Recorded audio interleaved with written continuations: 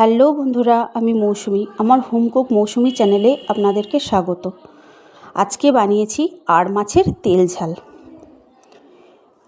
প্রথমে নুন, হলুদ আর সর্ষের তেল দিয়ে মাখানো আর মাছগুলো লাল লাল করে ভেজে তুলে রাখতে হবে।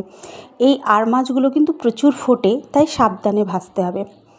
কড়াইতে আবার তেল দিয়ে কালো জিরে ফোড়ন দিয়ে কুচনো পেঁয়াজ, রসুন কুচি দিয়ে ভালো করে নাড়তে হবে। তারপর আদা রসুন বাটা দিয়ে নাড়িয়ে নিয়ে টমেটো কুচি, নুন, হলুদ গুঁড়ো, জিরে গুঁড়ো, ধনে গুঁড়ো, লঙ্কা গুঁড়ো দিয়ে মশলাটা ভালো করে কষে নিতে হবে।